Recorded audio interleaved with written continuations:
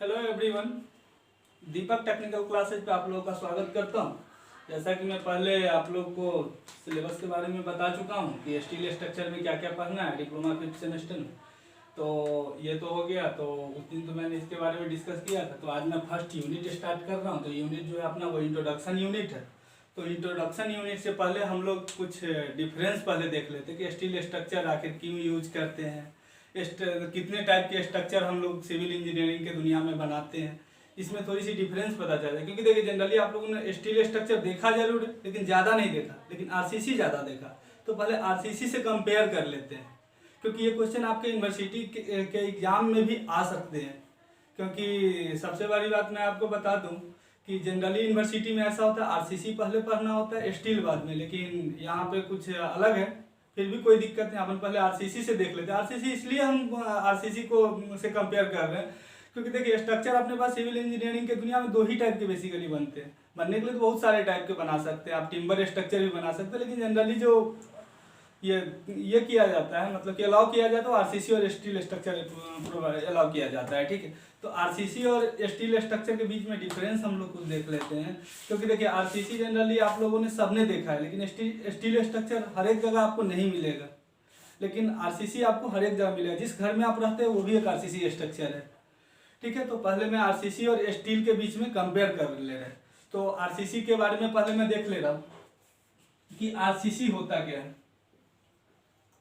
RCC का full form जो होता है रेनफोर्समेंट सीमेंट कंक्रीट होता है। ठीक है, आरसीसी का फुल फॉर्म होता है रेनफोर्समेंट सीमेंट कंक्रीट। ठीक है, बेसिकली इसमें होता क्या है, देखिए आरसीसी तो बाद में आएगा, पहले पीसीसी आप पहले समझ जाइए। पीसीसी के बाद आरसीसी आपको अच्छे से समझ में आएगा।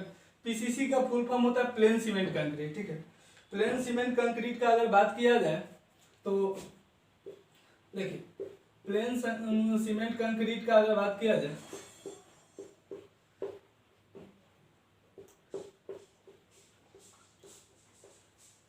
प्लेन सीमेंट कंक्रीट का बात किया जाए पीसीसी होता क्या भला जी, तो सिंपल हम लोग बोल सकते हैं it is the mixture of cement sand aggregate और proper proportion of water is known as PCC.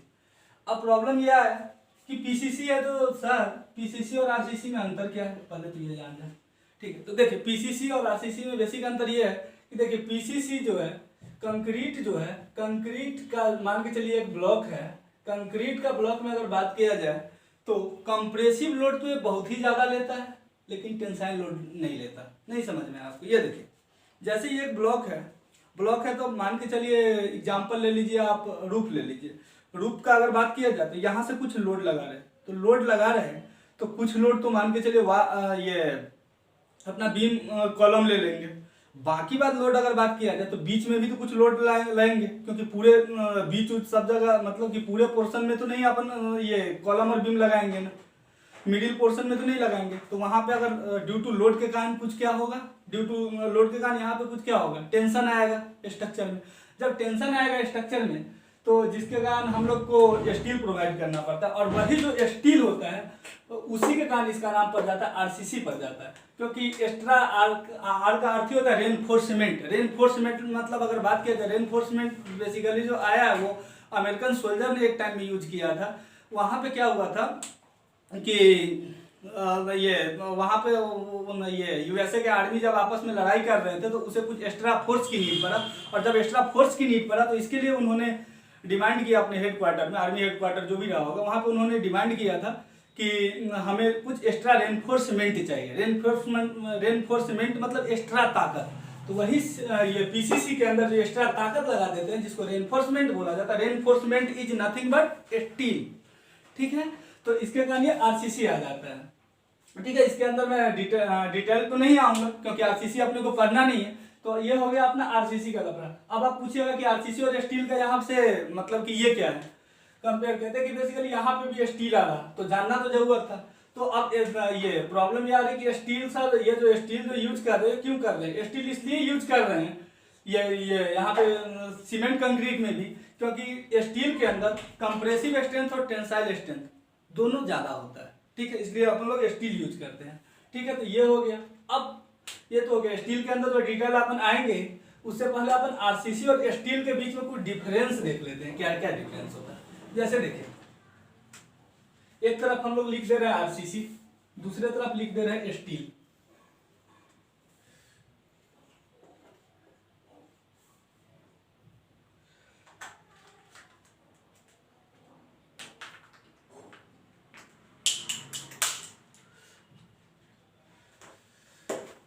RCC और स्टील में डिफरेंस पहले देखिए।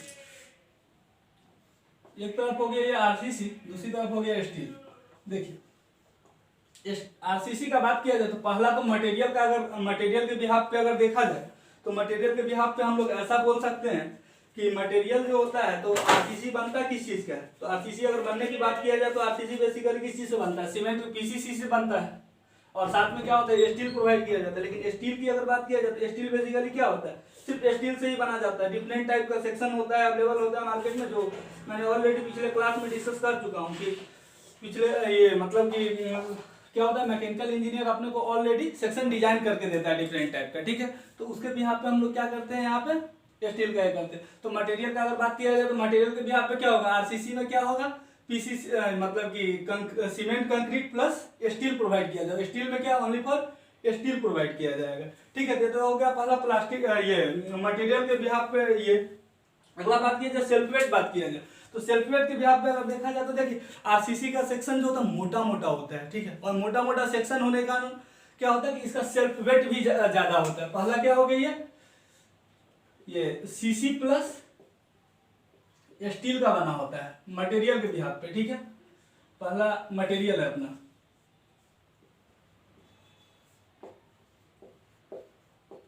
मटेरियल पे भी आप बात किया जाए तो सीसी होता है और प्लस स्टील का मिक्सचर होता है, यहाँ से आरसीसी मतलब कि आरसीसी स्ट्रक्चर अपन बनाते हैं, ठीक है। अगर स्टील का बात किया जाए, स्टील में अगर मटेरियल यूज कौन सा करते हैं तो सिंपली क्या हो जाएगा स्टील। अगला बात किया जाए सेल्फ वेट,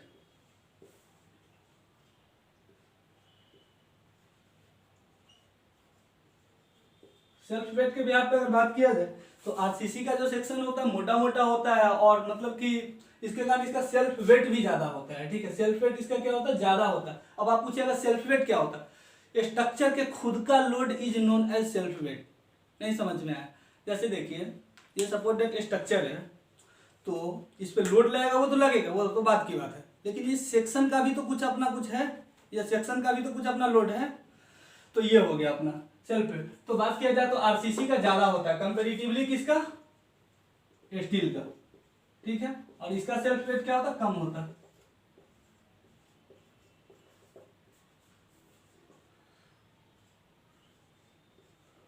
सेल्फ वेट इसका कम होता है। ये हो गया अपना मटेरियल के बिहाफ पे, ये मतलब कि सेल्फ वेट के बिहाफ पे।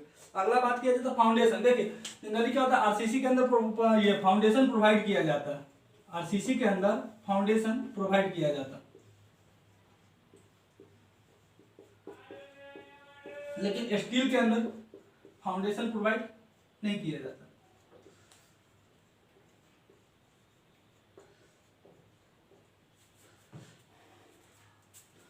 अगला बात किया जाए तो इसका जो कंस्ट्रक्शन जो होता है, इसका जो कंस्ट्रक्शन जो होता है आरसीसी का, जैसा कि आप लोगों ने बहुत देखा होगा, ये सब चीजें प्रैक्टिकली आपको गांव में देखने को मिल जाएंगे, गांव में भी देखने को मिल जाएंगे। अगर कंस्ट्रक्शन की बात किया जाए देखिए क्या होता है, अगर मान के चलो कुछ भी आरसीसी स्ट्रक्चर करना है, ये मान के चलिए जैसे अपन स्लैब बना रहे हैं, ठीक है। तो स्लैब बना रहे हैं तो स्लैब के अंदर क्या करेंगे, पहला बात स्लैब बनाने से पहले क्या करेंगे अपन उसे सेंटरिंग करेंगे। सेंटरिंग करेंगे मतलब समझ रहे हैं ना, मतलब कि टिम्बर हो गया या फिर स्टील हो गया, इस सब से क्या करेंगे सेंटरिंग करेंगे। फिर उसके ऊपर क्या करेंगे अपन स्टील बांधेंगे, स्टील बांधेंगे फिर जाके उसके ऊपर तब जाके फिर जाके ये करेंगे मतलब कि कंक्रीट का प्लेसिंग करेंगे, और फिर जाके उसको कंपैक्शन उम्पैक्शन करके इसके बाद जाकर 28 दिन का जो प्रोसेस होता है उसके बाद उसे हटाएंगे। उसी क्रम में उसमें क्वेडिंग वेडिंग करेंगे, क्वेडिंग वेडिंग करेंगे, ठीक है। आप क्वेडिंग करके बोलिएगा क्या होता है, बेसिकली जो अपन जो स्लैब जो डालते हैं जो है जो उसके बाद जाकर उसके ऊपर पानी रखते हैं ताकि वो प्रॉपर स्ट्रेंथ ले ले। कंपैक्शन इसलिए करते हैं ताकि उसके बीच में कोई गैप ना बच जाए, कुछ वॉइड वाइड ना बच जाए। वॉइड बनेगा तो आगे चल के वो क्या होगा कि अपना स्ट्रक्चर डिफेक्टेड हो जाएगा, ठीक है। तो ये चीजें हो गई। अब वही इसका बात किया जाए कंस्ट्रक्शन, तो सिंपली एक बार कर दिए नॉट बोल्ट का जो भी कुछ होता है, मान के चलिए अगर दो स्ट्रक्चर है, दो स्ट्रक्चर को बीच में अगर जब उसको कनेक्ट करना है, तो मैं पिछली क्लास में ये ऑलरेडी बता चुका हूँ कि उसके अंदर क्या क्या करेंगे। वेल्डिंग कर सकते हैं, रिवीटिंग कर सकते हैं, बोल्टिंग कर सकते हैं, यही 3 चीज कर सकते हैं। तो उस टाइप में कर सकते हैं, ठीक है। तो ये हो गया अपना क्या कंस्ट्रक्शन कैसे कैसे करते हैं, ठीक है। तो कंस्ट्रक्शन के बाद अगला बात किया जाए तो फायर रेसिस्टेंस भी देख लेते हैं। देखिए आरसीसी के अंदर जो है तो फायर रेसिस्टेंस ज्यादा होता है, आरसीसी के अंदर फायर रेसिस्टेंस ज्यादा होता है कंपैरेटिवली स्टील, और स्टील के अंदर फायर रेसिस्टेंस कम होता है कंपैरेटिवली व्हाट आरसीसी, ठीक है। तो ये हो गया अपना क्या कंपेयर हो गया। एक और लास्ट पॉइंट हम लोग डिस्कस कर लेते हैं इसके बारे में कि ये क्या होता। देखिए वेदरिंग का बात किया जाए तो वेदरिंग एक्शन भी आरसीसी पे कम पड़ता है कंपैरेटिवली किसका स्टील का। अब आपको ट्रस्ट नहीं होगा कि वेदरिंग एक्शन क्या होता है। जैसे देखो बारिश जो होता है, जिसके कारण जो बारिश का जो पानी जो होता है वो ज्यादा इफेक्ट करता है किसको, स्टील को, कंपैरेटिवली किसका आरसीसी का। आपको नहीं समझ में आएगा। एग्जाम्पल देखिए, आप लोगों ने गांव में एक सिंपल देखा होगा, पान का गुमती देखा होगा, जो टिम्बर का स्ट्रक्चर का बना होता है। उसके चारों तरफ से क्या होता है कि अपन चदरा ठोके होते हैं, वो जो तेल वेल का जो कंटर होता है उसको चदरा को मतलब कि खोल के और सबको ये खील उल से ठोक के मतलब कि उसको चदरा पे किया जाता। आपने देखा होगा, फील किया होगा कि 3-4 सालों के बाद उस पर बारिश के बूंद गिरते गिरते एक समय ऐसा होता है कि वो पूरा मतलब कि खराब हो चुका होता है, डैमेज हो चुका होता है। लेकिन वही आरसीसी देखिए कितना दिन स्ट्रक्चर चलता है, इसके बाद भी ये नहीं होता। तो ये हो गया दूसरा चीज। अब बात किया जाए एक और कंपेयर जो मैं आपको बता दे रहा हूँ। देखिए आरसीसी और स्टील का अगर बात किया जाए तो आरसीसी के अंदर एक चीज क्या है, ये परमानेंट स्ट्रक्चर हो जाएगा। जैसे देखिए, जैसे अपन लोगों ने अपना घर बना लिया, क्या आप उसे अपन कहीं और शिफ्ट कर सकते हैं क्या, नहीं कर सकते। लेकिन वही अगर स्टील का बात किया जाए तो स्टील के अंदर, क्योंकि देखिए जनरली बोल्टेड कनेक्शन होता है, फिर रिवेटेड कनेक्शन होता है। अगर बोल्टिंग कनेक्शन अपन ने किया है उस स्ट्रक्चर के अंदर, तो फिर क्या करेंगे, उस स्ट्रक्चर को आराम से खोल के कहीं और भी लगा सकते हैं, ठीक है। तो ये हो गया आपका। एक और डिफरेंस ये आता है कि अगर आरसीसी और स्टील के बीच में अगर डिफरेंस पता किया जाए तो एक और डिफरेंस जो आता है वो ये आता है कि आरसीसी के मतलब कि इसका जो आरसीसी का अगर जब जो स्ट्रक्चर है, जैसे अगर इस स्ट्रक्चर को अपन तोड़ना चाहे, ठीक है, इन फ्यूचर होता है बहुत सारे प्रॉब्लम आते हैं तो स्ट्रक्चर को तोड़ना पड़ेगा। तो इसका जो मतलब कि आफ्टर मतलब कि ये स्ट्रक्चर को तोड़ने के बाद जो कॉस्ट जो होता है, जैसे मार्केट में अपन उस स्ट्रक्चर को बेच पाए, तो ये कॉस्ट यहाँ पे बिल्कुल निग्लेजिबल होता है। आप ऐसा बोल सकते हैं कि 2% to 3% भी नहीं लिया जाता है, ठीक है। लेकिन वही अगर स्टील का बात किया जाए तो 80 to 90% मान के चलिए कि आपका कॉस्ट आ जाएगा। कैसे, देखिए स्टील के अंदर कुछ भी डैमेज तो हुआ नहीं, सिंपली मार्केट में कोई भी आदमी अपना 70 to 80% में अपना स्ट्रक्चर खरीद लेगा, लेकिन वही आरसीसी का नहीं खरीद पाएगा, ठीक है। तो ये सब हो गया डिफरेंस किसके बीच में, आरसीसी और स्टील के बीच में। ये बताना मुझे जरूरत था, इसलिए मैंने बता दिया आपको। इसे 1 मिनट आप इसे कंस्ट्रक्शन था, कुछ भी नहीं था, कंस्ट्रक्शन था, इसको आप लिख लीजिएगा, आगे चल के आपको जरूरत पड़ेगा आरसीसी के अंदर भी और स्टील के अंदर भी, ठीक है। तो ये तो आप लिख ही लीजिएगा। और मैं अब आ रहा हूँ स्टील के अंदर और आप लोग वीडियो रोक के भी देख सकते हैं, ठीक है। तो ये हो गया अपना डिफरेंस दोनों के बीच में, क्योंकि ये बताना बहुत ही जरूरी था आरसीसी और स्टील के बीच में डिफरेंस, क्योंकि अगर आप ये डिफरेंस नहीं जानते तो आपको यहाँ पे पल्ले नहीं पड़ता, ठीक है। तो ये हो गया अपना आरसीसी। अब बात करते हैं अपन स्टील स्ट्रक्चर पे आते हैं, ठीक है। तो स्टील स्ट्रक्चर का बात किया जाए तो स्टील स्ट्रक्चर के अंदर स्टील जानने से पहले, स्ट्रक्चर के अंदर जाने से पहले ये जान जाए कि स्टील बनता कैसे। देखिए स्टील जो है वैसे क्लासिफिकेशन तो बहुत अंदर तक जाता है, लेकिन अपने को उतना अंदर तक नहीं जाना, क्योंकि ऑलरेडी इस सब्जेक्ट में बहुत ही ज्यादा डेप्थ है। इसलिए हम लोग चाहेंगे कि शॉर्ट में ये सब चीजें निकल जाए, क्योंकि थ्योरेटिकल आपका इंट्रोडक्शन है 8 मार्क्स का आता है, तो उसके बिहाफ पे मैं देख ले रहा हूँ। तो देखिए स्टील के अंदर बात करें तो आयरन होता है उसमें 98%, कार्बन होता है 0.1 to 1.1%, प्लस में कुछ एक्स्ट्रा मटेरियल होता है जैसे कि सल्फर हो गया, फास्फोरस हो गया, सिलिकॉन हो गया, एक्सेट्रा, ठीक है।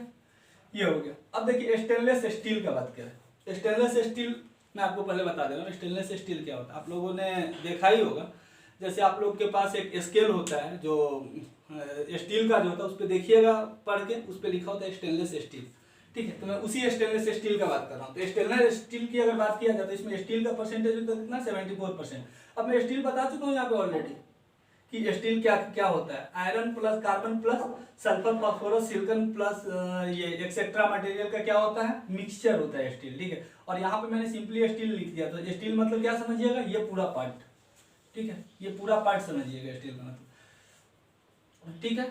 तो स्टील हो गया आपका क्या 74%। अगला बात किया जाए निकेल तो 8% होता है, क्रोमियम की बात करें तो 18% होता है, ठीक है। तो स्टेनलेस स्टील हो गया। अब स्टेनलेस स्टील, अब स्टील तो हम लोग समझ गए कि स्टील कैसे बनता है। तो स्टील कैसे बनता है, ये स्टील बनता है iron plus carbon plus silicon phosphorus plus sulphur से मिलकर बना होता है, ठीक है। तो ये तो हो गया अपना स्टील का, ये हो गया। अब स्टील स्ट्रक्चर बात किया जाए कि स्टील स्ट्रक्चर होता क्या है, ठीक। तो देखिए steel structure is nothing but it is the metal structure made by different member of steel to carry external load and moment। नहीं पल्ले पड़ा होगा, मैं आपको बता रहा हूँ, वहाँ पे ऑलरेडी मैंने आपको बता चुका हूँ कि मटेरियल क्या होता है स्टील में यूज होता है, फिर भी मैं आपको बताऊँ। देखिए स्टील स्ट्रक्चर जो होता है स्टील से बना हुआ एक डिफरेंट शेप के सेक्शन होता है, जिससे बना हुआ एक स्ट्रक्चर होता है, जिसपे बहुत सारे एक्सटर्नल लोड लगते हैं, मोमेंट लगते हैं, और उसको क्या करता है, अपना स्ट्रक्चर बियर करता है। अब आपका क्वेश्चन ये होगा क्या सर बियर ही करेगा क्या, अगर डिफॉर्म हो जाएगा तो अपन बनाएंगे ही क्यों। एज अ सिविल इंजीनियर अपना क्या नीड होता है, पहला तो ये होता है कि अपन कोई भी स्ट्रक्चर बनाए तो पहला हम लोग एजम्पशन लेके चले कि वो स्ट्रक्चर अपना फेल नहीं होगा। वो अलग की बात है कि अगर आप उस पर जितना उसका मैक्सिमम लोड कैपेसिटी है उससे ज़्यादा अगर आप उसके ऊपर लोड लगा दीजिएगा तो ऑटोमेटिक वो स्ट्रक्चर तो फेल होगा ही होगा, ठीक है। तो ये हो गया आपका मतलब कि स्टील स्ट्रक्चर क्या होता है उसके बारे में मैंने आपको बता दिया। अब देखिए अगला वही चीज़ है डिजाइन। अब देखिए स्टील स्ट्रक्चर एंड डिजाइन ये पूरे सब्जेक्ट का नाम है। तो प्रॉब्लम ये आती कि डिजाइन जो करेंगे एज अ सिविल इंजीनियर हम लोग डिजाइन जो करेंगे तो अपने माइंड में क्या क्या चीज़ रखेंगे। पहला चीज़ ये रखेंगे कि अपना जो स्ट्रक्चर जो है वो क्या होना चाहिए, सेफ होना चाहिए। ऐसा नहीं कि अपना स्ट्रक्चर पता चले कि बनाए अपन ने सोया, पता चले कि सोए में ही वो स्ट्रक्चर गिर जाए, क्या होगा फिर समझ ही रहे आप क्या होगा रिजल्ट आप लोग का, ठीक है। तो ये हो गया। अगला बात किया जाए तो ये तो हो गया सेफ। अगला बात है इकोनॉमिकल। अपना स्ट्रक्चर ऐसा भी होना चाहिए जो इकोनॉमिकल हो, ऐसा ना हो कि महंगा हो जाए, और ऐसा भी ना हो कि इतना सस्ता बना दे कि पता चले कि स्ट्रक्चर फेल हो जाए। ऐसा भी नहीं करना, अपने को ऐसा करना कि मिनिमम अमाउंट में मैक्सिमम सेफ्टी मिले, ठीक है। ये हो गया। अगला बात किया जाए तो ड्यूरेबल भी होना चाहिए स्ट्रक्चर। इस टाइप में होना तो बहुत चीज चाहिए, एस्थेटिक भी होना चाहिए, देखने में भी सुंदर होना चाहिए, ड्यूरेबल होना चाहिए, टिकाऊ भी होना चाहिए। लेकिन मेरे रूप से जो दो क्राइटेरिया सबसे पहले फुलफिल करना चाहिए, ठीक है। ये हो गया अपना डिजाइन। अब अगला क्वेश्चन आता व्हाई यूज स्टील स्ट्रक्चर। तो देखिए स्ट्रेंथ टू वेट रेशियो जो होता है स्टील स्ट्रक्चर का वो मोर होता है कंपेरेटिवली व्हाट, कंपेरेटिवली आरसीसी, ठीक है। तो इसके लिए हम लोग क्या करेंगे यहाँ पे, ये स्टील स्ट्रक्चर इसलिए यूज करते हैं वो आपको पता चल गया। अब एग्जांपल देखना है कहाँ कहाँ अपने को स्टील स्ट्रक्चर मिलेगा। आप लोगों ने बहुत बार स्टेशन पे गया होगा, स्टेशन पे देखा होगा तो आपने ये फील किया होगा कि स्टेशन के पास आपने जो गया होगा तो आपने बहुत बार देखा होगा कि वहाँ पे जो भी स्ट्रक्चर होता है वो स्टील स्ट्रक्चर होता है। मैं भी बच्चा था, मैंने भी यही सोचा कि अरे भैया क्यों दे रहा है स्टील स्ट्रक्चर, ऐसा क्या है इसके अंदर। अब जाकर मुझे पता चल रहा कि स्टील स्ट्रक्चर वहाँ पे इसलिए प्रोवाइड किया जाता है क्योंकि जब ट्रेन जब आता है तो बहुत स्पीड से आती है, ठीक है। जब ट्रेन जब बहुत स्पीड से आती है जिसके कारण क्या होता है कि वाइब्रेशन बहुत ज़्यादा होता है, और जब वाइब्रेशन होता है तो मैंने आपको बता दूं कि आरसीसी अपना वाइब्रेशन नहीं बियर कर पाता, ठीक है। और लेकिन स्टील स्ट्रक्चर इजिली वाइब्रेशन को भी बियर कर लेता है, ठीक है। तो इसलिए हम लोग रेलवे ब्रिज ये स्टेशन पे का स्ट्रक्चर देखते हैं, रेलवे ब्रिज भी उसी का एक पार्ट है। रेलवे ब्रिज पे भी इसीलिए मतलब कि स्टील स्ट्रक्चर ही प्रोवाइड किया जाता है, ठीक है। तो ये सब हो गया इसका एग्जांपल। अब बात किया जाता है कि प्रॉपर्टीज ऑफ स्टील क्या होता है, ठीक है। तो प्रॉपर्टीज ऑफ स्टील का बात किया जाए तो बेसिकली दो टाइप के प्रॉपर्टीज हम लोग पढ़ते हैं। पढ़ने के लिए तो बहुत सारे स्टील के प्रॉपर्टीज भी है, लेकिन हम लोग दो ही प्रॉपर्टीज पढ़ते हैं, ठीक है। पहला जो होता है वो होता है अपना फिजिकल प्रॉपर्टीज, अगला जो होता है वो होता है मैकेनिकल प्रॉपर्टीज। पढ़ने के लिए केमिकल प्रॉपर्टीज भी होता है, इसका कुछ बायोलॉजिकल प्रॉपर्टीज भी होता है, लेकिन हम लोग बस दो ही बात करेंगे यहाँ पे, फिजिकल और ये मैकेनिकल प्रॉपर्टीज। अब आपका क्वेश्चन ये होगा कि फिजिकल प्रॉपर्टीज जो पढ़ना है तो सर यहीं पे पढ़ना है कि नहीं, बिल्कुल नहीं, लेकिन जानना आपको जरूरत है क्योंकि ये जनरली आपको जो है फिजिकल और मैकेनिकल प्रॉपर्टीज दोनों आप लोग को सोम में पढ़ना है, ठीक है। तो सोम में ऑलरेडी पढ़ना है तो इसके बारे में मैं ज़्यादा ये नहीं कर रहा हूँ। तो ये हो गया अपना। तो हाँ, तो फिजिकल प्रॉपर्टीज ये देख लेते हैं कि क्या क्या होता है। देखिए पहला होता है स्पेसिफिक ग्रेविटी। स्पेसिफिक ग्रेविटी जो होता है जिसको डिनोट करते हैं एस से, और उसका वैल्यू जो होता है 7.85 होता है। ठीक है, अगला बात किया जाए यूनिट मास ऑफ स्टील क्या होता है। देखिए यूनिट मास ऑफ स्टील जो होता है, स्टील में जो लिया जाता है वो 7850 kg पर मीटर क्यूब लिया जाता है। ठीक है, अगला होता है ई होता है। ई जो होता है यंग मॉडुलस ऑफ इलास्टिसिटी या फिर मॉडुलस ऑफ यंग मॉडुलस या फिर मॉडुलस ऑफ इलास्टिसिटी होता है, जिसका वैल्यू होता है 2 × 10⁵ न्यूटन पर mm²। ठीक है, ऐसे ही बात की जाए तो जी होता है। जी जो होता है उसको बोला जाता है modulus of rigidity. Modulus of rigidity का वैल्यू जो होता है दो टाइप में लिया जाता है। जैसा कि मैंने आप लोगों को बताते चलूं कि जैसा मुझे उम्मीद है कि आपने ये लिख लिया होगा, तो इसमें मैं कुछ ये करूंगा। देखिए, नहीं तो अगर आप लोग नहीं लिख पाया होइएगा तो आप लोग वीडियो रोक के लिख लीजिएगा, और आप लोग को अगर मटेरियल ये बात रह गया हैंड रिटन में, तो आप लोग को मैं हैंड रिटन नोट्स भी प्रोवाइड कर दूंगा आने वाले दिनों में। ठीक है, तो देखिए पहला बात किया जाए कि स्पेसिफिक ग्रेविटी तो हो गया, यूनिट मास ऑफ स्टील भी हो गया। ई बात किया जाए तो देखिए ई से पहले हम लोग ये देखें कि कोड क्या है। जैसा मैंने देखा था कि यहाँ पे दो टाइप के कोड हम लोग को पढ़ना था। ये सारे चीज देखिए ऑलरेडी आपको सोम में पढ़ना है। ठीक है, लेकिन बस मैं एक बोल सकते कि ओवरव्यू मैं आपको दे रहा हूँ ताकि आपको स्टील समझ में आए। ठीक है, तो बात किया जाए तो दो टाइप के कोड थे। देखिए एक जो था IS 800 1984, एक और कोड था IS 800 2007, जो बिल्कुल लेटेस्ट कोड है। ठीक है, और ये जो डिजाइन करवाता है वो LSM के बेसिस पे करवाता है, और ये जो था WSM था। क्या क्या एडवांटेज डिसएडवांटेज है जब हम लोग आएंगे LSM और WSM के बीच डिफरेंस में, तब बात करेंगे। ठीक है, तो इस बेसिस पे अगर बात किया जाए तो जी जो होता है, जी का वैल्यू जो है 0.8 × 10⁵ न्यूटन पर mm² होता है। ये होता है WSM के लिए। WSM का फुल फॉर्म होता है वर्किंग स्ट्रेस मेथड। ठीक है, अगर बात किया जाए जी का वैल्यू 0.769 × 10⁵ न्यूटन पर mm² जो होता है वो LSM के लिए होता है। ठीक है, वैसे ही बात किया जाए म्यू जो होता है पॉइजन रेशियो होता है। म्यू जो होता है पॉइजन रेशियो होता है। पॉइजन रेशियो का जो वैल्यू होता है 0.3 जो होता है वो LSM के लिए होता है, और 0.25 जो होता है वो WSM के लिए होता है। ठीक है, ये हो गया। अब ये सब जानने से पहले ये तो जान जाए कि ई क्या होता है, जी क्या होता है, म्यू क्या होता है। ठीक है, तो ये जानने के लिए हम लोग इसे रफ कर दे रहे हैं, इसके बाद जाकर मैं आपको बता रहा हूँ। पहले हम लोग ई का बात कर ले। देखिए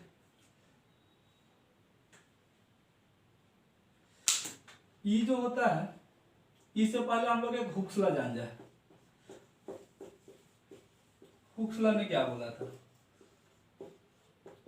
हुक्स लॉ ने बोला था सिंपली डेरिवेशन, मैं सिंपली डेरिवेशन आपसे करवा रहा हूँ, बाकी बाद में लैंग्वेज नहीं लिख रहा हूँ, आप लोग समझ जाइएगा। ये उन्होंने ये बोला था कि stress is directly proportional to strain, इतना बोल के उन्होंने निकाल लिया था। ठीक है, इसको क्या बोलते हैं? स्ट्रेस बोलते। ये तो डायरेक्टली प्रोपोर्शनल का सिंबल है, और इसे स्ट्रेन बोलते। अब देखिए स्ट्रेस बराबर होता है P/A होता है, स्ट्रेन इक्वल टू होता है change in dimension upon original dimension. ठीक, अब ये कैसे होता है इसके बारे में देख ले। पहले हम लोग का टारगेट ये कि ई तक पहुंचना है, ई तक पहले हम लोग पहुंच जा रहे हैं। ई तक पहुंचने के लिए क्या है, स्ट्रेस प्रोपोर्शनलिटी हटाते हैं। तो आप लोगों ने ऑलरेडी पढ़ चुका होगा, फिजिक्स में भी पढ़ा होगा बहुत सारा लॉ, और तो वहां पे भी क्या होता, जब प्रोपोर्शनलिटी हटता था तो वहां पे कांस्टेंट आता था। जैसे देखिए जब ओम्स लॉ आप लोगों ने पढ़ा था तो क्या पढ़ा था? ओम्स लॉ सिंपली यही पढ़ा था, V प्रोपोर्शनल टू I। लेकिन जब प्रोपोर्शनलिटी हटाते थे तो क्या हो जाता था? IR हो जाता था। ठीक है, तो यहाँ पे R क्या है? रेसिस्टेंस है। रेसिस्टेंस क्या है? रेसिस्टेंस तो है ही, साथ में क्या है? बेसिकली एक कांस्टेंट आया है। कैसे आया है? जब प्रोपोर्शनलिटी हटाया। ठीक है, सही, यहाँ पे प्रोपोर्शनलिटी हटाएंगे तो कांस्टेंट आता है, और वही कांस्टेंट इज नथिंग बट क्या? यंग मॉडुलस या फिर modulus of elasticity. Young modulus होता है। ठीक है, ये हो गया आपका। तो देखिए अगर इसको और थोड़ी सी सजा के लिखे तो ऐसे बोल सकते हैं। ठीक है, तो ये हो गया यंग मॉडुलस। ठीक है, तो ये हो गया स्ट्रेस स्ट्रेन। ठीक है, तो ये हो गया आपका हुक्ला, जहां से ई आया वो मैंने आपको बता दिया। जैसा मुझे उम्मीद करता हूं कि आप लोगों ने लिख लिया होगा। चलिए ठीक है, मैं इधर ही लिख ले रहा हूं। तो यहां तक आपको समझ में आ चुका था, तो मैं इसे मिटा सकता हूं।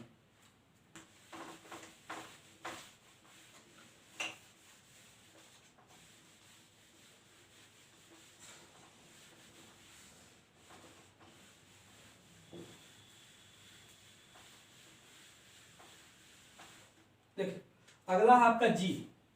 जी क्या होता है? Modulus of rigidity. Modulus of rigidity बराबर होता है शियर स्ट्रेस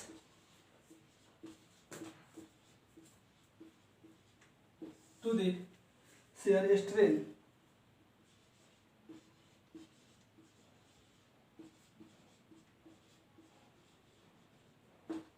ऐसे ही अगर म्यू का बात किया जाए तो म्यू जो होता है वो होता है minus of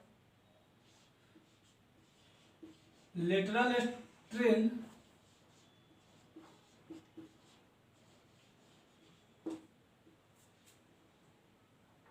upon longitudinal strain.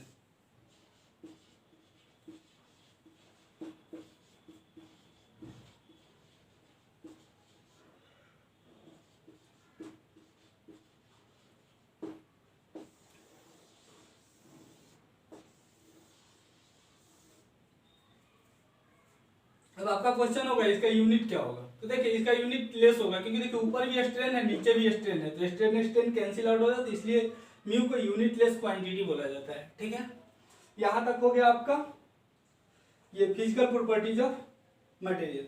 ठीक है, अब हम लोग बात करते हैं मतलब फिजिकल प्रॉपर्टीज ऑफ स्टील। अब अगला जो हम लोग बात करते हैं फिजिकल प्रॉपर्टीज, ये केमिकल, ये मैकेनिकल प्रॉपर्टीज ऑफ स्टील। ठीक है, मैं ज्यादा अंदर तक नहीं जाऊंगा, बस मैं शॉर्ट में निकालूंगा। ठीक है, तो देखिए पहला ये डक्टिलिटी है। तो डक्टिलिटी का बात किया जाए तो डक्टिलिटी सिंपल होता है जब उसे पीट पीट के जब पतला तार बनाया जाता है, पतला वायर बनाया जाता है, तो उसे अपन डक्टिलिटी बोलते हैं। ठीक है, डक्टिलिटी का बात किया जाए तो एक चीज ध्यान रखिएगा एनी टाइम, अगर मैं यहाँ हेडिंग बना ले रहा हूँ डक्टिलिटी,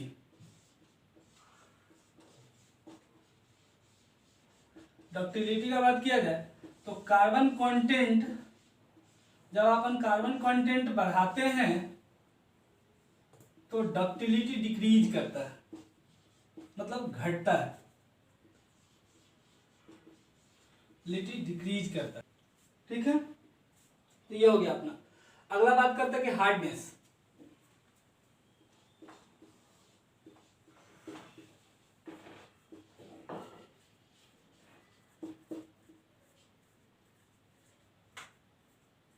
ये क्या होता? It is the ability of a material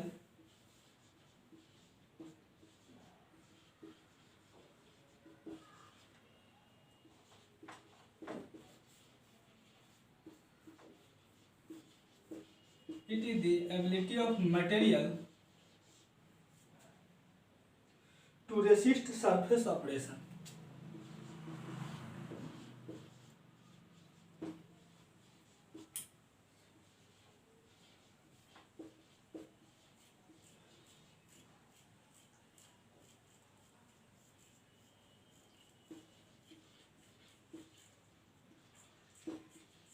मतलब मटेरियल ऐसा हो अगर उसके सरफेस पे अगर कुछ स्क्रैच लगे या फिर मतलब कि शेयर, मान के चलिए ये जैसे देखिए शेयर क्या होता है, पहले तो मैं वहां पे आपको शेयर के बारे में बता दूं। शेयर क्या होता है देखिए,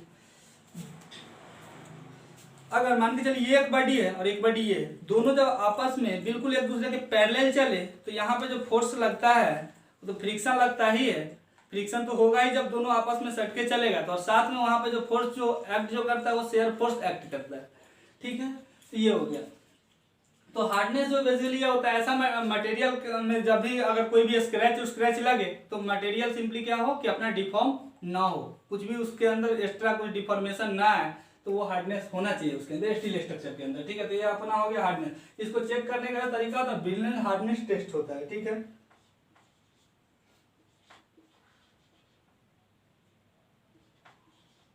ब्रिनल हार्डनेस टेस्ट।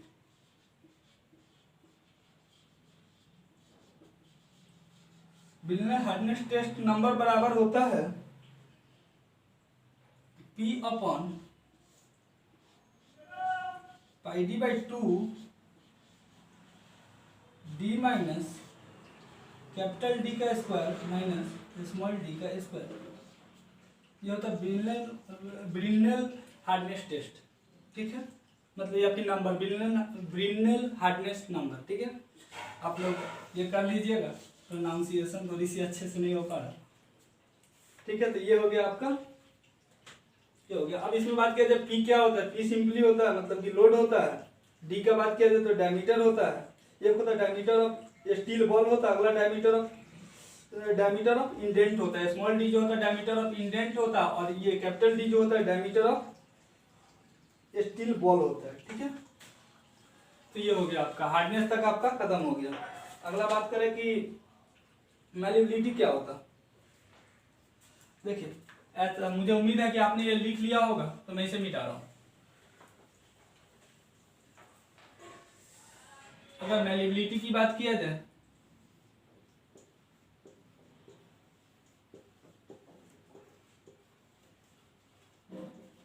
जिसे पीट पीट के कुछ भी थीन मटेरियल बना पा रहे हैं। जैसे कि एग्जांपल आप लोगों ने देखा होगा कि गाँव में जैसे चाकू बनाए जाते हैं, ये खुरपी बनाए जाते हैं, एक्स बनाए जाते हैं, ये सब जो बनाए जाते हैं वो बेसिकली ये मैलिबिलिटी अगर मटेरियल नहीं होगा तो अपन नहीं बना पाएंगे। ठीक है, तो उसे पीट पीट के मतलब कि डिफरेंट शेप में मटेरियल को बना पाए, थीन प्लेट मतलब कि प्लेट बनाते हैं, हो गया अपना मैलिबिलिटी। ठीक है, या फिर सीट बनाते हैं। ठीक है, अगला होता है टफनेस। टफनेस क्या होता है, टफनेस की अगर बात किया जाए तो ऐसा मटेरियल जिस पे लोड लगाते रहे, ठीक है, उस पे लोड लगाएंगे, और लोड लगाएंगे तो वो क्या करेगा, उस लोड को ऑब्जर्व करेगा और धीरे धीरे एनर्जी रिलीज करेगा। उसे क्या बोलेंगे अपन, टफनेस प्रॉपर्टी। ठीक है, ये भी इसके अंदर होना चाहिए स्टील स्ट्रक्चर के अंदर, मतलब स्टील के अंदर। अगला होता है फटीग। फटीग क्या होता है, देखिए फटीग की बात किया जाए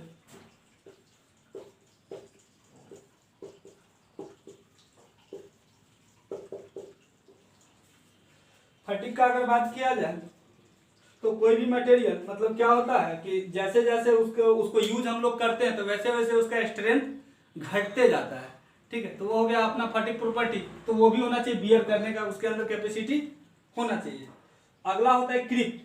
क्रीप क्या होता है, बेसिकली डिफॉर्म परमानेंटली होता है ड्यू टू, देखिए कांस्टेंट लोडिंग, जब जैसे कांस्टेंट लोडिंग बता रहा हूँ, कांस्टेंट लोडिंग क्या होगा, खुद का सेल्फ वेट, इसका अगर स्ट्रक्चर का सेल्फ वेट होगा तो जिसके कारण क्या होता है डिफॉर्मेशन आते रहता है। और वो डिफॉर्मेशन अपने को दिखता नहीं, जब दिखता लेकिन वो दिखता नहीं, लेकिन वो है तो परमानेंट डिफॉर्मेशन। जैसे देखिए अगर ये एक स्ट्रक्चर है, इस पे कंटिन्यू लोड लग रहा है, तो क्या इसके अंदर कुछ क्रैक नहीं आएंगे, क्या आएंगे, लेकिन हो सकता है इतना अपन लोड, इतना कम लोड लगा रहे हैं जिसके कारण क्या हो रहा है कि इसके अंदर दिख नहीं रहा बाहर से, लेकिन अंदर क्या हो रहा है, क्रैक तो हो रहा है। देखिए सिंपली इससे अगर मैं बात करें तो एक न्यूटन का लॉ देखिए, न्यूटन का लॉ ने भी कुछ ऐसा ही बोला था। जैसे उन्होंने पूछा था कि आपका एफिशिएंसी क्या है, तो आपने बोला, जैसे मान के चलिए मैं आपको प्रैक्टिकली बता रहा हूँ, आपने बोला कि मैंने आपको पूछा कि मैं आपको कितना थप्पड़ मारूंगा कि आप ब्रेक नहीं करोगे। आपने मुझे क्या बोला कि आप मुझे 5 थप्पड़ मारो, मैं ब्रेक नहीं करूंगा। मैंने क्या किया, आपको मेरे सामने आपने आया, मैं आपको 1 थप्पड़ मारा, 2 थप्पड़ मारा, 3 थप्पड़ मारा, 4 थप्पड़ मारा, 5 थप्पड़ मारा, आप डिफॉर्म नहीं हुए, आपके अंदर कुछ भी नहीं हुआ। लेकिन छठा थप्पड़ मारूंगा तो आप ब्रेक हो जाइएगा, क्योंकि आपने ऑलरेडी बोल के रखा है कि मेरा मैक्सिमम जो ये स्ट्रेंथ है वो 5 थप्पड़ आपका खाने का है, छठा थप्पड़ मैं नहीं खा पाऊंगा। लेकिन मैं आपसे पूछ रहा हूँ, छठा थप्पड़ तो मारने की बात अब दूर की बात, आप मुझे बताइए 5 थप्पड़ मैंने आपको मारा, आपको कुछ नहीं हुआ? बहुत कुछ हुआ, अंदर हुआ, लेकिन आपने मुझे बोल नहीं पाए। क्यों? क्योंकि मैं आपका फैकल्टी था इसलिए, और आपने ही मुझे बोला था कि 5 थप्पड़ आप मुझे मारो, मुझे कुछ नहीं होगा, और इसलिए आपने मुझे कुछ नहीं बोला। लेकिन आपके अंदर बहुत कुछ हुआ, आपके अंदर बहुत सारा गुस्सा आया, ठीक है। तो सेम यही चीज यहाँ पे फटीग पे भी आप ये फटीग बोला है, क्रीप पे भी अप्लाई होता है। कि क्रीप का अगर बात किया जाए तो इसके अंदर भी डिफॉर्मेशन होते रहता है, ठीक है, कांस्टेंट लोडिंग का। लेकिन क्या है कि वो अपने को दिखता नहीं, लेकिन वो भी एक ये डिफॉर्मेशन और एक परमानेंट डिफॉर्मेशन जो अपने को दिख नहीं रहा, और जब दिखेगा तब तो सीधी सी बात है कि स्ट्रक्चर फेल ही हो जाएगा।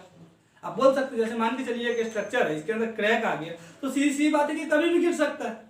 तो समझदार व्यक्ति क्या करेगा? उस स्ट्रक्चर को कुछ भी रिपेयरिंग करेगा, ठीक है। तो मैं ये बात कर रहा था। तो ये आपका था ये mechanical properties of material. Last एक और है जिसका नाम है इलास्टिसिटी। होने के लिए तो बहुत है, लेकिन मैं मेन का बात किया। जैसे देखिए इलास्टिसिटी का बात किया जाए, ये 7 नंबर पे है इलास्टिसिटी। इलास्टिसिटी का सिंपल डिफिनीशन ये है कि कोई भी मटेरियल, सपोज दैट मान के चलिए ये एक पेन है, इस पेन को खींचेंगे, ठीक है। ये पेन को अगर खींचेंगे, वैसे है नहीं, इलास्टिक मटेरियल तो है नहीं। अगर आप सिंपल एक रबर लीजिए, रबर को आप खींचते जाइएगा, एक टाइम आएगा जब खींचने के बाद जब आप उसे छोड़िएगा तो वहां पे क्या होगा, अपने ओरिजिनल शेप में आ जाएगा। जब वो ओरिजिनल शेप में आ जाएगा तो वो बिहेवियर जो कहलाएगा वो इलास्टिक बिहेवियर कहलाएगा।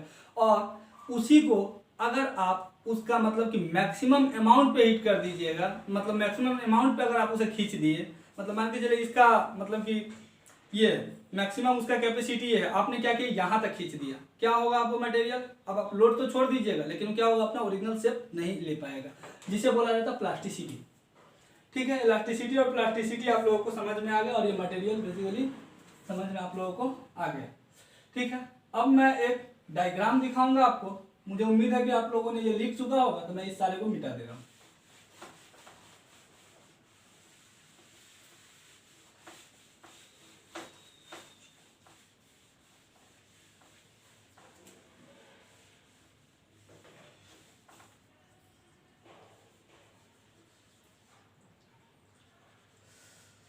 देखिए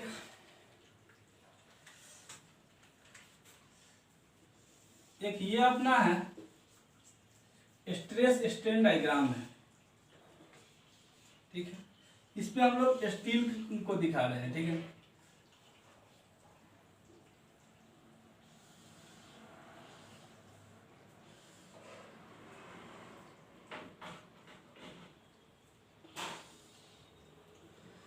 सबसे पहले जो होता है, पहले बार डायग्राम आपसे पूछा भी जा सकता है, आपके यूनिवर्सिटी एग्जाम के लिए ये बहुत ही इंपॉर्टेंट है, ठीक है। ये डायग्राम से पूछा जा सकता है, ठीक है। तो पहला जो है आपका वो है हाई टेंशन स्टील, इसको बोलते हैं हाई टेंशन स्टील। ये वाला कर्व जो है, ये कर्व अपन दिखा रहे हैं। तो पहला जो होता है हाई टेंशन स्टील कर्व है, ये वाला जो है हाई टेंशन स्टील। अगला जो है वो है high yield steel.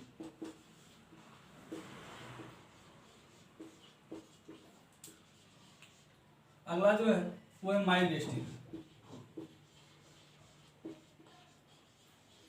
Mild steel जो है इसके अंदर मस्ट, ये जो स्टील, ये वाला माइल्ड स्टील जो, ये मस्ट डक्टाइल स्टील भी इसे बोलते हैं, ठीक है। Must ductile steel. अगला जो है हाई यील्ड को टफ स्टील भी बोला जाता है, क्योंकि टफ होता है। ये जो होता है इसे ब्रिटल स्टील भी बोला जाता है, क्योंकि ब्रिटल होता है,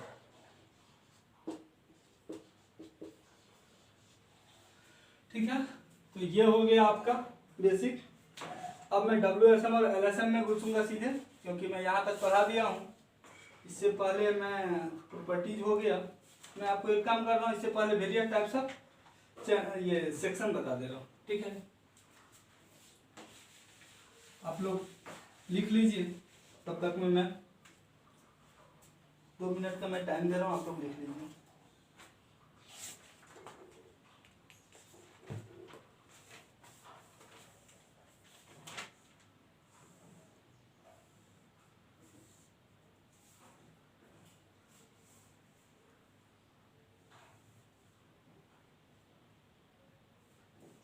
मुझे ऐसा उम्मीद है आप लोगों ने लिख लिया होगा।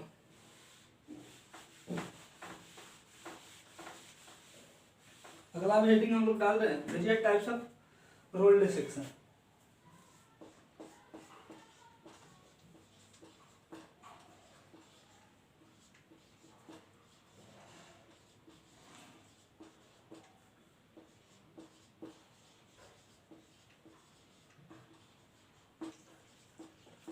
पहला जो होता है उसे आई सेक्शन बोला जाता है। दूसरा जो होता है उसे टी सेक्शन बोला जाता है।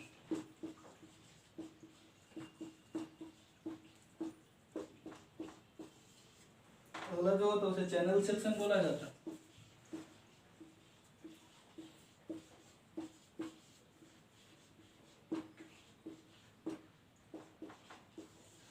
अगला जो होता है उसे एंगल सेक्शन बोला जाता है।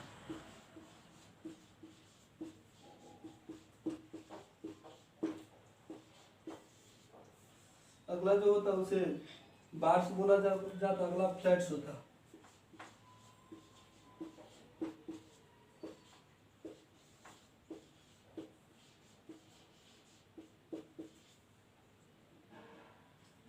उसके अगला जो होता है उसे प्लेट्स बोला जाता है।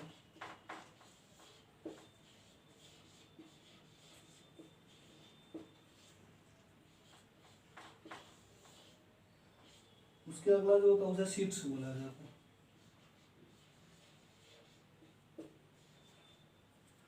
ठीक है। अब हर एक का अपना कुछ क्लासिफिकेशन है। जैसे आई सेक्शन पहला देखें, पहले ये देख ले कि आई सेक्शन होता कैसे। देखिए ये आपको आईएस कोड में भी आपको ये सब चीजें मिल जाएंगी और स्टील टेबल वो मैं आपको दिखा रहा हूँ अभी तुरंत।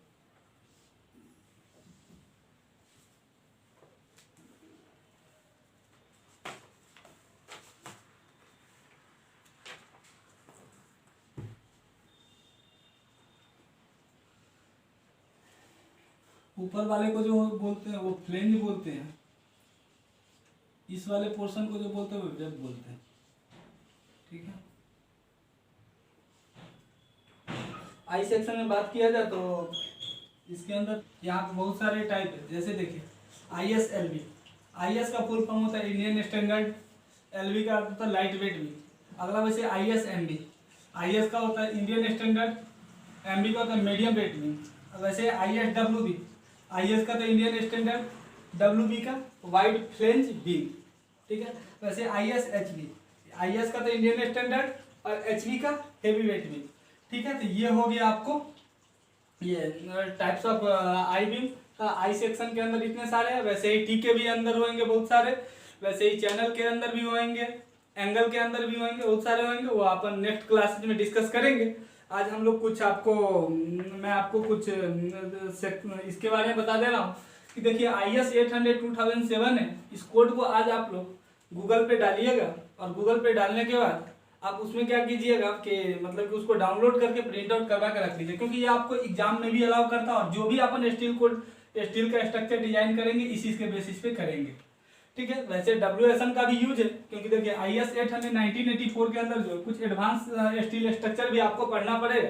जैसे कि वाटर टैंक डिजाइन हो गया, सिलोस हो गया, बंकर हो गया, चिमनी हो गया, इस सब के अंदर उसी कोड का यूज करके हम लोग करेंगे। ठीक है। लेकिन वो एडवांस स्ट्रक्चर में आता है जो शायद मैंने देखा है जहां तक आपका सिलेबस उसके अंदर नहीं पढ़ना है आप लोगों को, तो मैं उसके बारे में डिटेल नहीं बात कर रहा हूँ।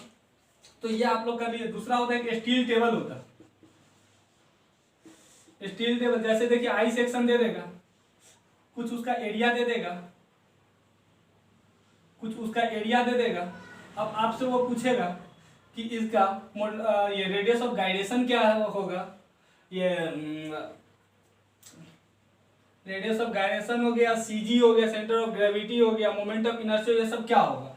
इस सब के बारे में आपको स्टील टेबल यूज करना पड़ेगा, जिसके लिए एरिया आपको निकालना पड़ेगा। एरिया के बेसिस पे अपन स्टील टेबल में वो चीज देखेंगे जो आने वाले क्वेश्चन में हम लोग को जरूरत पड़ेगा। तो आपको ये दो चीज होना चाहिए। अब आप लोग का क्वेश्चन होगा कि लॉकडाउन है। ठीक है, लॉकडाउन है तो हो सकता है कि आपको स्टील टेबल ना मिले, लेकिन आपको IS 800 2007 आपको डाउनलोड करके फिलहाल अभी अपने मोबाइल में रख लेना है। अगर आप लोग से डाउनलोड नहीं हो पाएगा तो आप लोग बता दीजिएगा, मैं आप लोगों को मतलब वो जो कोचिंग का जो दीपक टेक्निकल क्लासेज का जो ऑफिशियल वेबसाइट है वहाँ पे भी मैं आपको ये चीज़ें कोड प्रोवाइड करवा दूंगा। ठीक है, तो ये हो गया दीपक टेक्निकल क्लासेज। तो दीपक टेक्निकल क्लासेज वेबसाइट में ये सब चीज़ें आपको मिल जाएंगे। लेकिन क्या IS 800 2007, लेकिन क्या है सॉफ्ट कॉपी में, हार्ड कॉपी में नहीं। हार्ड कॉपी में आपको क्या करना पड़ेगा, उसके लिए प्रिंट आउट निकलवाना पड़ेगा। ठीक है, क्योंकि देखिए इसका बहुत सारा यूज है। इसमें कुछ जो थ्योरी जो है वो कुछ थ्योरी आपको एग्जाम में अलाउ भी होते हैं, वहां से भी आप अगर चाहे, अगर वैसे तो मैं बोलूंगा कि आप समझ जाइए, और अगर आप कुछ ऐसा चीज है जो आप भूल रहे हैं तो आप वहां से यहाँ से भी देख के आप लिख सकते हैं। ठीक है, तो ये हो गया आपका स्टील टेबल का कहानी हो गया और IS 800 का कहानी हो गया। ठीक है, नेक्स्ट डे हम लोग टी सेक्शन के बारे में डिटेल से बातें करेंगे, और मैंने आपको स्टील टेबल और मैं आपको दोनों चीज दिखा दे रहा हूँ। जैसे देखिए, जैसा कि आप लोग देख पा रहे हैं, ये है अपना स्टील टेबल, और वैसे ये है IS 800 2007 कोड। ठीक है, तो ये दो चीज आपके पास होना चाहिए। अगला चीज बात किया जाए रेफरेंस मैंने आपको उसी दिन बता दिया था। अभी फिलहाल जैसा कि आपको पता है कि लॉकडाउन है, तो अभी फिलहाल ऑफलाइन क्लासेस तो पॉसिबल है नहीं, तो ऑनलाइन क्लासेज में दीपक टेक्निकल क्लासेज ऑनलाइन क्लासेज करवा रहे हैं। तो रजिस्ट्रेशन अभी स्टार्ट है, तो आप लोग भी अगर कंटिन्यू करना चाहते हैं तो आप लोग भी दीपक टेक्निकल क्लासेज के पे जाके, आप लिंक में ये दिया भी होगा, तो वहाँ से आप लोग रजिस्ट्रेशन कर सकते हैं। आने वाले दिनों में हम लोग कंटिन्यू करेंगे। Thank you. नेक्स्ट क्लासेज में अब अपन टी सेक्शन के बारे में और एंगल सेक्शन, चैनल सेक्शन, इसके बारे में अपन डिस्कस करेंगे। Thank you.